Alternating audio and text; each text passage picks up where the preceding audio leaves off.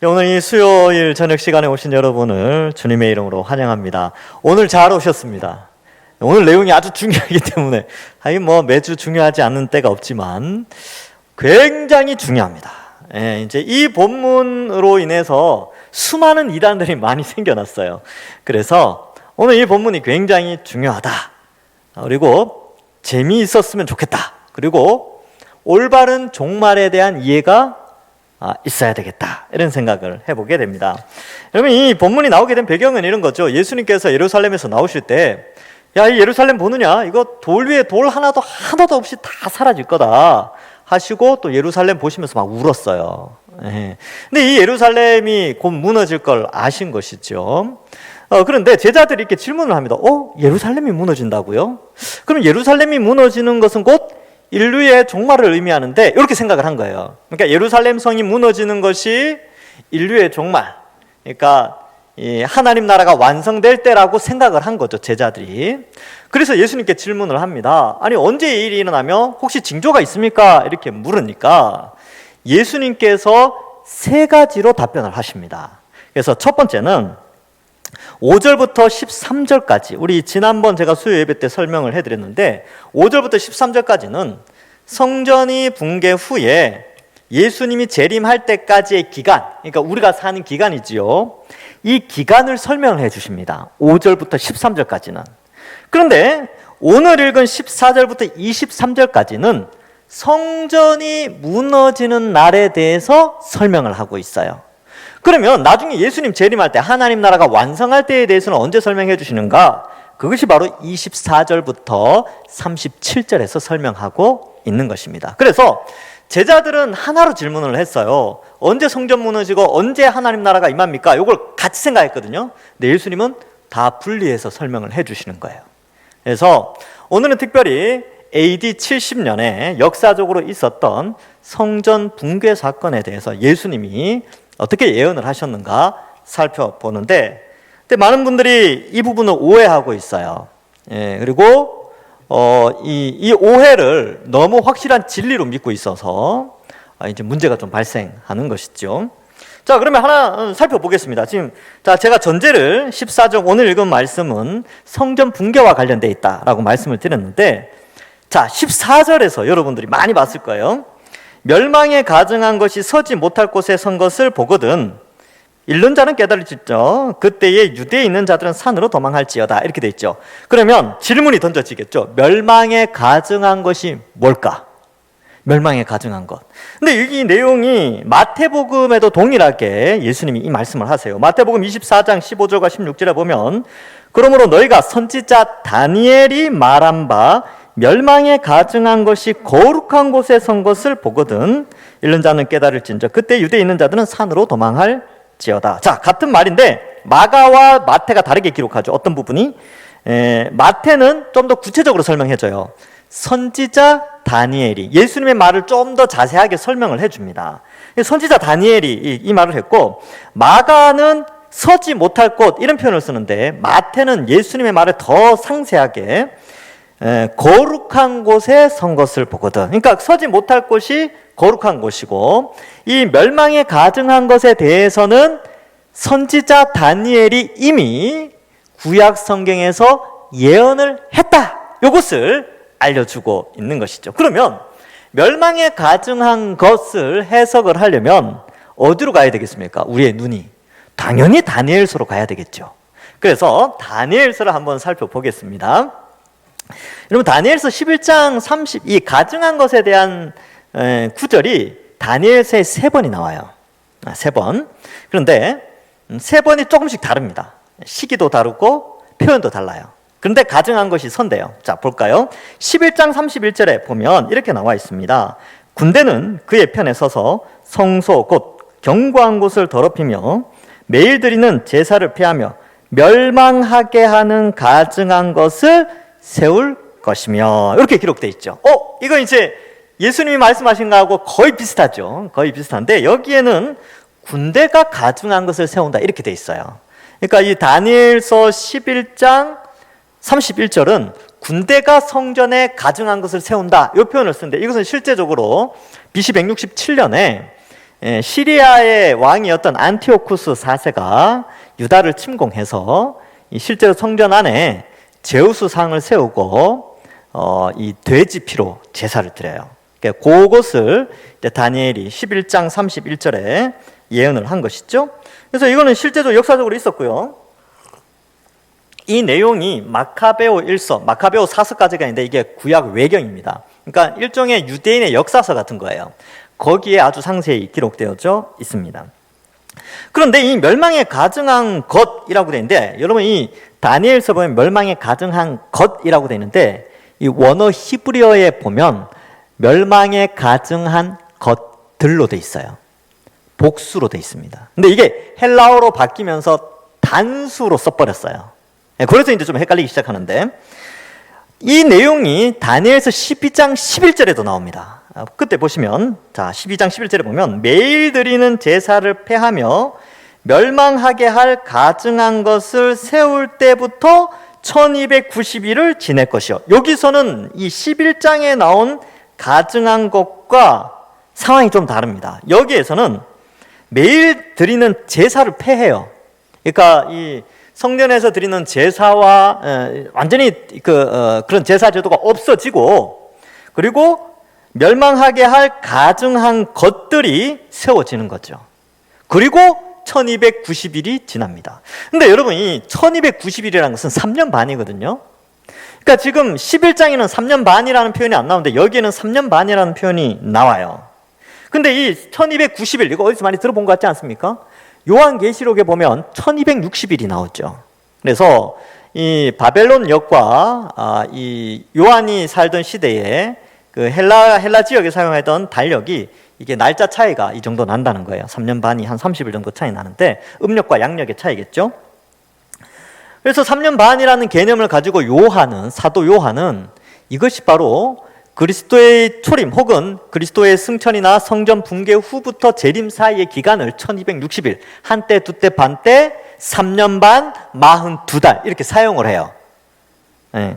제가 이제 너무 어려운 말을 했나요? 자, 지금 기억나십니까? 그런 거 한 거? 예, 그랬죠. 그러면 다니엘서 12장 11절에 나오는 1290일이라는 표현 앞에 멸망에 가증한 것이 세워진 것은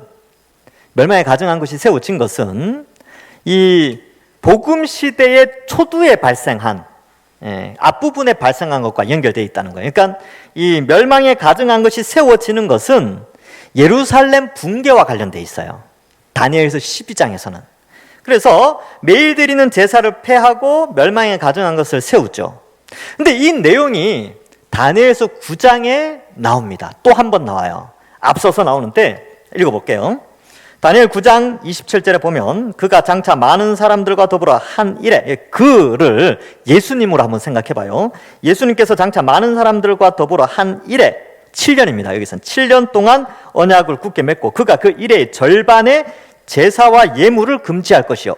이거 앞에 이제 뒤에 다니엘서 12장에 표현했던 것처럼 매일 드리는 제사를 폐하는 것과 연결되어 있죠. 금지할 것이요. 또 포악하여 가증한 것이 날개를 의지하여 설 것이며 또 이미 정한 종말까지 진노가 항폐하는 자들에게 쏟아지리라 하였느니라 하니라. 그래서 여기 이 7년 한 일회가 등장하고 그 일회의 절반 동안에 제사를 폐지하는 거예요. 예수님께서. 왜냐하면 본인이 완전한 대제사장으로 본인이 몸의 희생 제물, 속죄 제물로 구약에 지내왔던 모든 제사 제도를 성취해 버리거든요.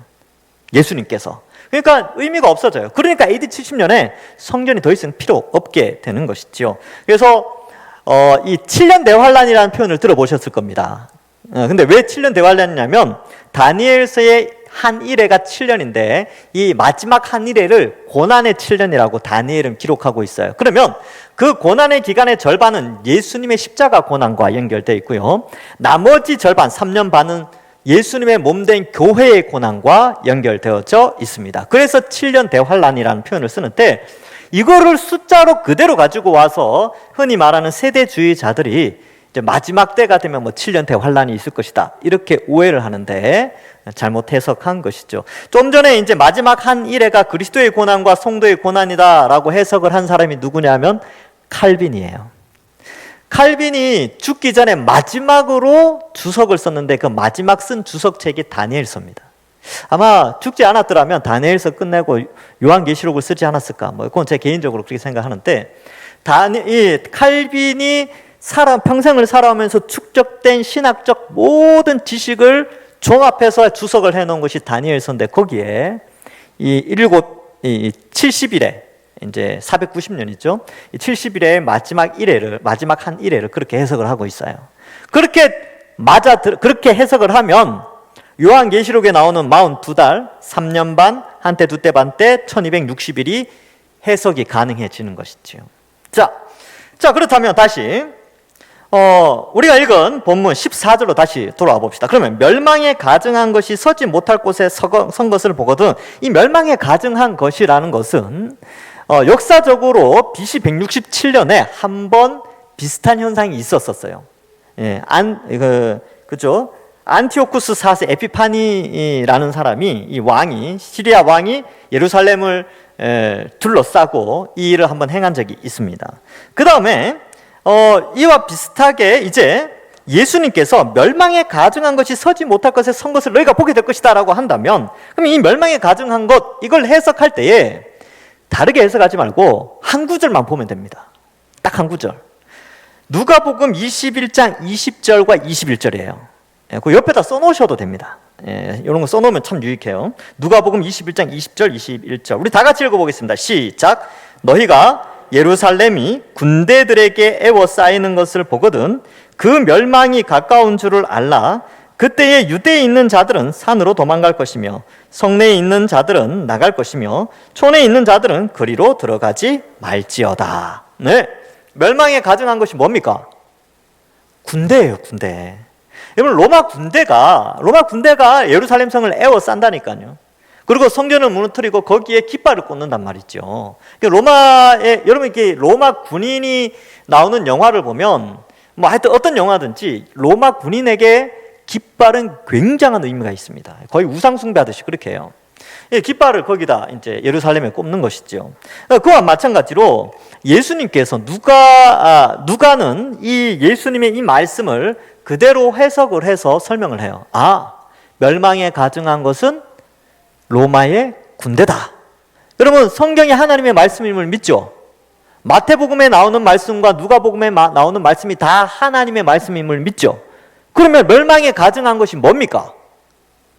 군대라니까요. 로마의 군대. 맞습니까? 아닙니까? 맞죠? 근데 이 멸망에 가증한 것을 어떻게 해석하는 자들이 많으냐 하면 이거 적그리스도다. 나중에 미래에 나타날 적그리스도로 해석하는 사람들이 많아요. 왜 그렇게 해석을 하느냐 하면 다른 본문에 있는 구절을 잘못 해석해서 그렇습니다. 자, 한 구절을 소개해 드릴게요. 데살로니가 후서 2장 3절과 4절입니다. 자막이 나오는데 한번 제가 읽어볼게요. 누가 어떻게 하여도 너희가 미혹되지 말라. 먼저 배교하는 일이 있고 저 불법의 사람 곧 멸망의 아들이 나타나기 전에는 그날이 이르지 아니하리라. 여기 불법의 사람 멸망의 아들이 적그리스도예요. 이렇게 요한 1세에 보면 적그리스도로 나오죠. 그는 대적하는 자라 신이라고 불리는 모든 것과 숭배함을 받는 것에 대항하여 그 위에 자기를 높이고 하나님의 성전에 앉아 자기를 하나님이라고 내세우느니라. 이렇게 바울 사도가 데살로니가 교회에 이렇게 썼어요. 근데 여기 4절에 보면 데살로니가 2장 4절에 보면 어떻게 되냐면 하나님의 성전에 앉아, 이 표현이 나오죠. 이거 하나님의 성전에 앉아 있는 거니까 여기 앞에 나왔던 멸망에 가증한 것이 성전에 선 것과 연결되는구나. 이거 그래서 적그리스도구나. 이렇게 해석을 한다는 거예요. 근데 지금 이 14절 이하, 이 마가복음 13장 14절 이하는 성전 붕괴와 연결된 것이지 적그리스도에 대한 이야기가 아니에요. 해석이 완전히 다르다니까요. 그런데 이걸 연결시켜 놔가지고 그렇게 해석을 하는 거죠. 그래서 여러분이 이렇게 잘못 해석하는 사람들이 있어요. 그래서 나중에 미래에 성전이 세워지고 거기에 적그리스도가 다시 그 성전에 앉으면 또 뭐 예수님이 오셔서 무너뜨리고 뭐 이렇게 이야기를 한다 이렇게 생각하는데 성경을 조금만 더 읽어보면 알 수 있는데 안타까워요. 여러분 데살로니가 후서 2장 3절 4절 읽는데 곧바로 이어지는 2장 7절에 이런 말씀이 나와요. 데살로니가후서 2장 7절입니다. 불법의 비밀이 이미 활동하였으나 지금은 그것을 막는 자가 있어 그 중에 옮겨질 때까지 하리라. 이거 제가 자막을 부탁을 안 했는데, 불법의 비밀이 이미 활동하고 있대요. 바울 시대 때 이미 활동을 하고 있어요. 요한 1서에도 보면 적그리스도가 온다라고 되어 있는데 이미 적그리스도는 왔다 이렇게 표현을 해요. 이미 활동을 하고 있다니까요. 예수님이 승천하신 후에 거짓 그리스도, 안티크라이스트라는 자들이 많이 등장하고 그러한 세력들, 그러한 가치관들, 철학들이 무수히 역사 속에서 일어났다니까요. 근데 그거 조금만 더 읽어보면 바르게 해석할 수 있는데, 적그리스도는 미래에 예수님 오시기 직전에 활동하는 그 어떤 한 사람, 이렇게 자꾸 성경을 해석을 해요. 그래서 제가 이제 봤어요. 책들을 찾아봤다니까. 책들을 찾아보니까 대부분 우리가 이렇게 이제 제가 해석하듯이, 대부분 그렇게 해석을 해요. 그 조금만 공부하면 알 수 있는데 그 공부를 안 하니까 이상한 데 걸 주워 들어가지고 그렇게 해석을 하고 있는 거죠. 그래서 여러분, 유튜브를 통해서 공부하는 것만큼 위험한 게 없어요. 제가 이제 오늘 이거 이 본문을 설교하기 위해서 이것과 관련된 설교를 어떻게 하나 이렇게 이제 비판하기 위해서 이게 좀 들어봤는데, 엉망이에요. 큰 교회 목사님들이고 하여튼 우리 교단의 정통한 교회에서도 해석을 하는데, 이 멸망에 가증한 것을 다 적그리스도로 해석하고 마지막 날에 일어나고 어쩌고저쩌고 하는데, 아니요. 누가복음 21장 20절에 명확하게 군대라고 표현되어 있어요. 그리고 제자들이 질문했잖아요. 언제 성전이 무너집니까? 그걸 설명해 주신다는 거니, 설명해 주는 본문이지요. 그래서 여러분들 그렇게 이제 떠돌아다니는 말세에 대한 교훈들 있죠. 이제 지금 예루살렘에 성전이 다시 지어져야 된다, 그런 거 주장하는 사람들 들어보셨죠? 그리고 어때요? 지금 이미 그 성전에 쓸 재료들 다 만들어 놨다 그러잖아요. 그걸 적극적으로 돕는 사람들이 있지요. 그 사람들이 누구냐 하면 기독교인들 중에서 세대주의자들, 우리가 정통적으로 바르게 해석하지 않는 잘못된 성경으로 해석하는 자들인데, 그들이 그걸 돕고 있어요. 미국에 이런 사람들이 많습니다. 그래서 그들 주장은 정말 황당하기 그지없어요. 성경에도 없는 내용들 이야기를 하는데, 지금 예루살렘에 성전이 다시 세워져야 된다, 거기서 제물 제사를 드리고 그래야지 적그리스도가 거기에 앉을 거 아니냐. 이 사람들의 말이 논리가 이상해요. 적그리스도가 거기에 앉게 하기 위해서 성전을 다시 만들어야 된대. 그러니까 적그리스도가 거기 다시 앉아야 예수님이 와서 그 적그리스도를 멸하신대. 이게 뭡니까 이게? 그럼 생각을 해보세요. 그러면 하나님이 그 적그리스도가 그렇게 하신다고요? 그리고 예수님께서 자신의 몸으로 대제사장으로 자신의 몸을 속죄 제물로 하나님께 드리고 우리의 속죄를 위하여 속죄 제물로 돌아가시고, 더 이상 건물 성전은 필요 없는데 그걸 다시 짓겠다고요. 성전을 다시 짓겠다라는 표현은, 제3성전을 다시 짓겠다라는 표현은요, 예수 그리스도의 십자가 형벌 대속의 복음을 믿지 않겠다는 결단입니다. 철저하게 십자가의 원수와 같은 거예요.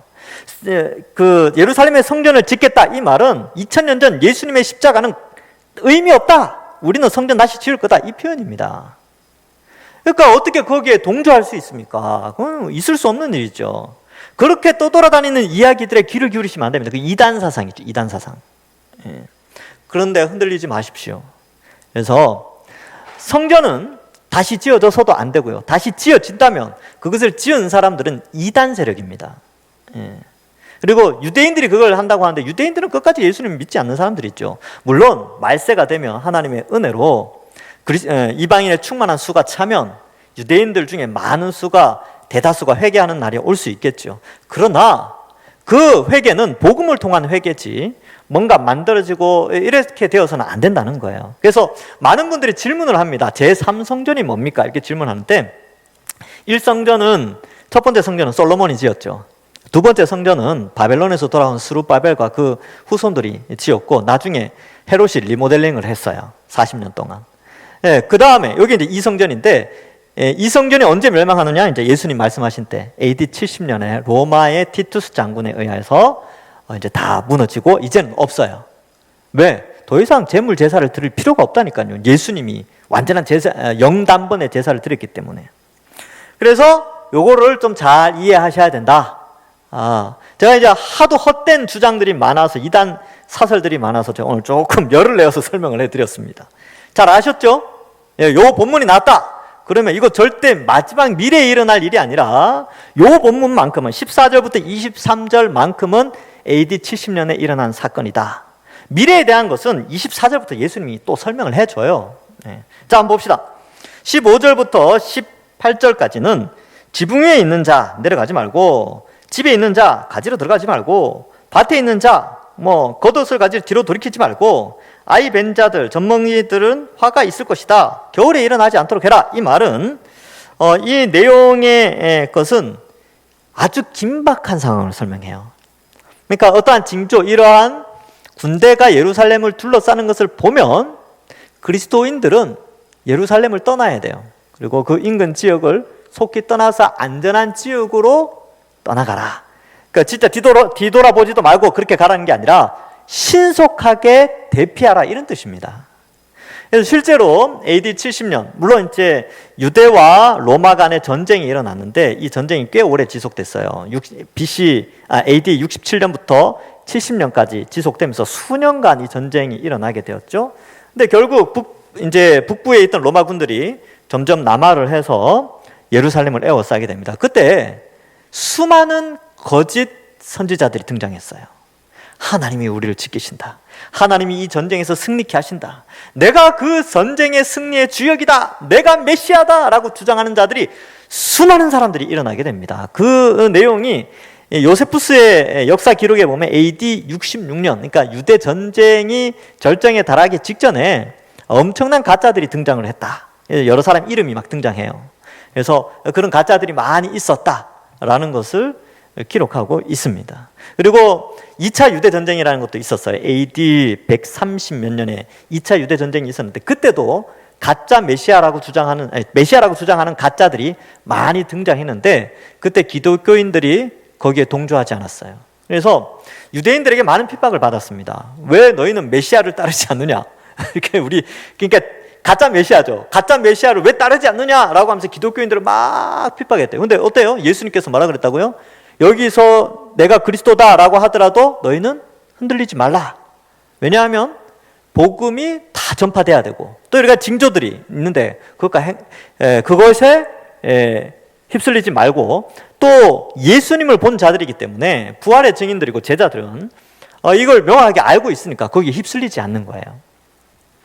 자, 그래서 어쨌든 신속하게 달아날 것을 말합니다. 그리고 19절이 좀 중요한데, 이는 그 날들이 환난의 날이 되겠음이니라. 하나님께서 창조하신 시초부터 지금까지 이런 환난이 없었고 후에도 없으리라. 이제 이걸 자꾸 7년 대환란과 연결시키는데 7년 대환란 아니라니까요. 이게 AD 70년에 있었던 환란이에요. 제가 이게 왜 창세 전후로 이런 환란이 없었는지 설명을 해드리겠습니다. 이 내용은 마태복음 24장 21절에도 나옵니다. 거기에 보면 이는 그때에 큰 환란이 있겠습니다. 창세로부터 지금까지 이런 환란이 없었고 후에도 없으리라, 이렇게 되어 있는데, 여러분 도대체 AD 70년에 유대 땅 예루살렘에 무슨 일이 있었는가를 제가 이제 책을 참고해서 설명을 해드릴게요. 이 AD 67년부터 70년에는 유대 전쟁이 로마와 예루살렘, 이렇게 유다 간에 있었는데, 이 유대로부터 예루살렘으로 피한 자들이 굉장히 많았습니다. 그래서 이 전쟁에서 유대와 로마와의 전쟁에서 유대가 승리할 것이라는 거짓 소문이 66년에 많이 퍼졌었다니까요. 왜냐하면 가짜 그리스도라고 주장하는 자들이 많이 있었으니까 그 사람들이 예루살렘으로 다 몰려들었어요. 그러니까 예루살렘 성 안에는 성전 말고 도시 안에는 엄청난 수의 유대인들이 몰려들었습니다. 근데 여러분, 이 성이라는 것이 보급이 잘 돼야 돼요. 보급. 그러니까 먹을 것도 잘 들어가야 되고, 그러니까 예루살렘에 어문이라고 있었죠. 요단강 혹은 갈릴리 호수에서 잡힌 물고기가 요단강을 타고 예루살렘으로 올라온단 말이죠. 그런데 이 보급이 잘 되면 그 안에 있는 사람이 아무리 많아도 먹고 살 수가 있는데, 보급로를 차단해버리면 그 안에서 굶어 죽게 돼 있어요. 근데 로마 군인들이 남하에서 예루살렘을 둘러싸서 보급로를 차단해버리니까 그 안에 있는 수십만 명이 어떻게 되냐면 굶어 죽게 되는 겁니다. 그래서 어떤 일이 벌어졌냐면, 요세푸스의 기록에 따르면 인육을 먹는 그런 내용이 유대인들 가운데 있었어요. 정말 끔찍하죠. 그러니까 유대인들의 입장에서는 이거는 있을 수 없는 일이죠. 있을 수 없는 일이죠. 그래서 당시의 기록에 보면 유대 반란으로 인하여서 몇 명이 죽었느냐? 150만 명이 죽었다. 이렇게 기록하고 있습니다.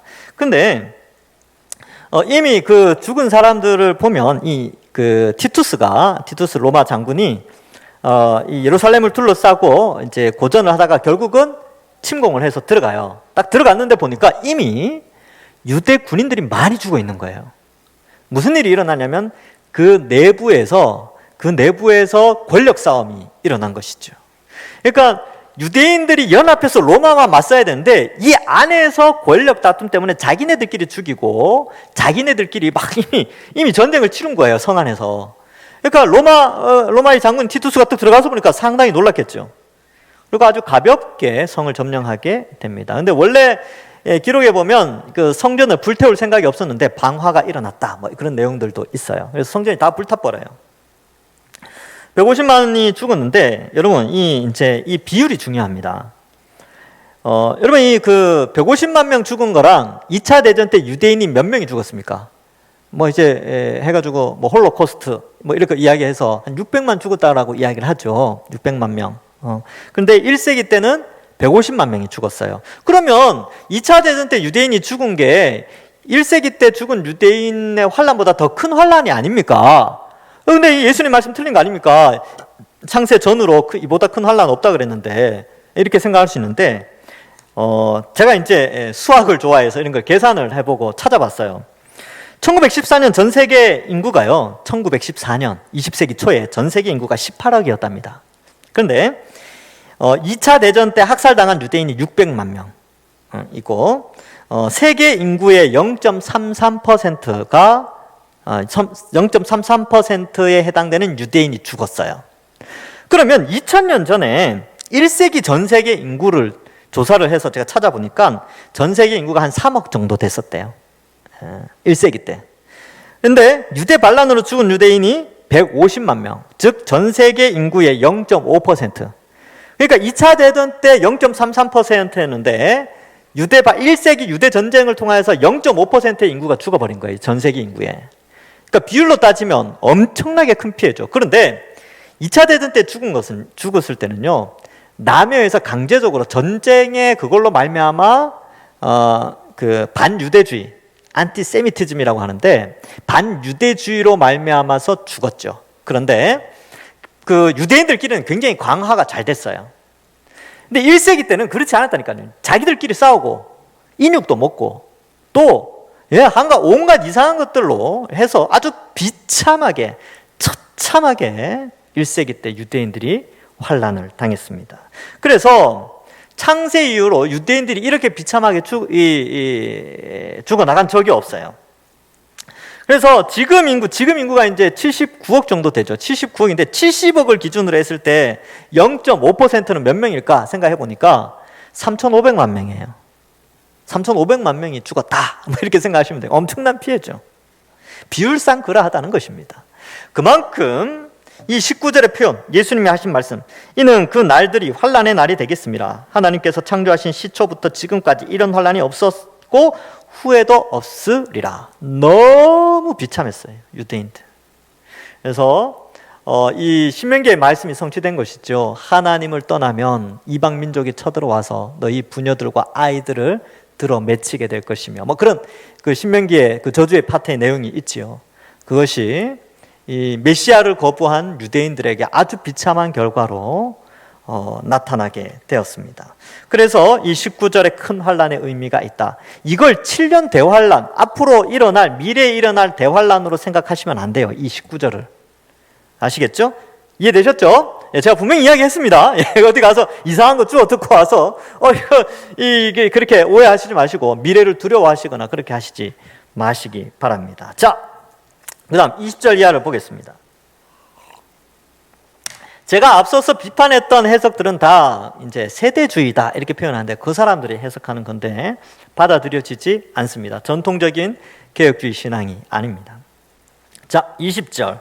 만일 주께서 그 날들을 감하지 않으셨더라면 모든 육체가 구원을 받지 못할 것이거늘 자기가 택하신 자들을 위하여 그 날들을 감하셨다. 이게 하나님의 언약의 신실성이에요. 하나님께서 유대인들을 다 없애지 않습니다. 이 로마서 9장부터 11장에 보면 이 내용이 나오는데, 로마 사람들이 이렇게 오해를 했어요. 아니 그러면 하나님 유대인들 버린 거 아니냐 이렇게 생각을 했는데, 아니, 하나님은 언약에 신실하시다.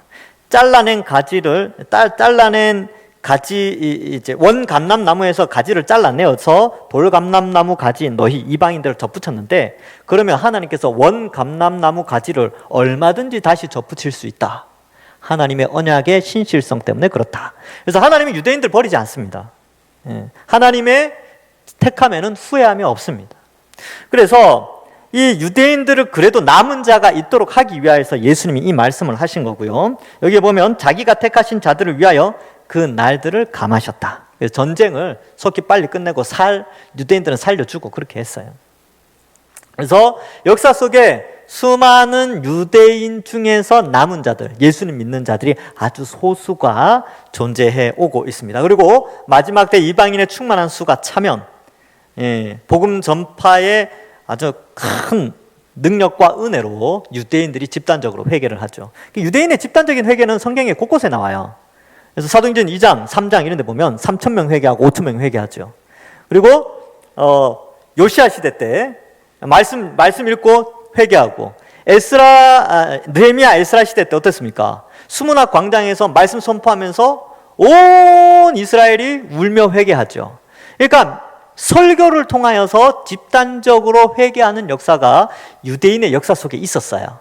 그렇기 때문에 장래에 이방인의 충만한 수가 차고 복음이 선포되어져서, 어떠한 방법으로 선포될지 모르겠지만 어쨌든 선포되어져서 유대인들이 집단적으로 회개할 날이 있다. 왜? 하나님의 언약의 신실성 때문에. 하나님은 그들을 선택하셨기 때문에 그 날이 있어요. 그러한 의미에서 살려주시는 거죠. 여기도 자기가 택하신 자들을 위하여 그 날들을 다 죽으면 안 되니까 그 날들을 좀 감해 주셨습니다. 근데 지금은 아직까지는 뭐 유대인들이 예수님을 믿는다 이렇게 보지는 않죠. 자, 21절에 그때에 어떤 사람이 너희에게 말하되 보라 그리스도가 여기 있다, 보라 저기 있다 해도 믿지 말라. 이 말씀을 잘 믿었어요, 기독교인들이. 실제로 AD 66년에 유대 전쟁을 앞두고 징조가 유대 사회 속에서 많이 일어났었어요, 역사 속에서. 그래서 유세비우스나 요세푸스의 역사적인 기록에 보면 가짜 메시아들이 많이 등장했대요. 그래서 사람들은 미혹하고 이 사람들이 주도적으로 로마와의 전쟁에 앞서게 되는데, 그때 유대인들은 동조하지 않았어요. 유대인들이 아니고 기독교인들은 동조하지 않았죠. 그래서 다 살았어요. 근데 그들은 다 멸망을, 그런 이 거짓 선지자들은 다 멸망하게 됩니다. 22절, 거짓 그리스도들과 거짓 선지자들이 일어나서 이적과 기사를 행하여 할 수만 있으면 택하신 자들을 미혹하려 하리라. 여러분, 이게 놀랍지 않습니까? 거짓 그리스도들, 거짓 선지자들이요, 이적과 기사를 행했대요. 그러니까 여러분 이걸 오해하시면 안 되는데,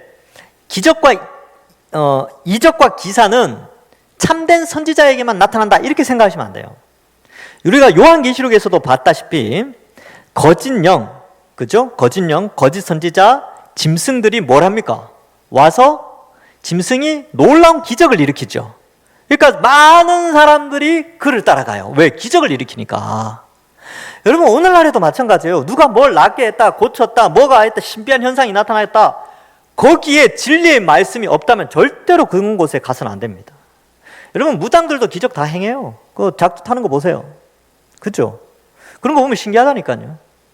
그러니까 이적이나 기적, 신비한 현상 때문에 예수님 믿는 것이 아니라, 믿음은 뭐로부터 말미암는다고요? 믿음은 들음에서 말미암고 들음은 그리스도의 말씀으로 말미암느니라. 성경 말씀을 통해서 믿음이 자라는 것이지, 기적과 기사 이런 것들로 우리는 휩쓸리면 안 됩니다. 이런 것 쫓아가는 사람들이 많아요. 그래서 은사주의자들, 그리고 신사도 운동 이런 것들이 있어요. 미국에서 막 일어나고 있는 신비주의 운동인데, 이런 것들을 보면 거의 다 말씀을 왜곡합니다. 말씀 왜곡하고. 우리 교단에서 철저하게 그걸 금지했어요. 근데 그러한 것들에 현혹되지 않도록 조심해야 됩니다. 근데 현혹이 돼요. 눈에 보이는데 신비한 게 눈에 보이니까.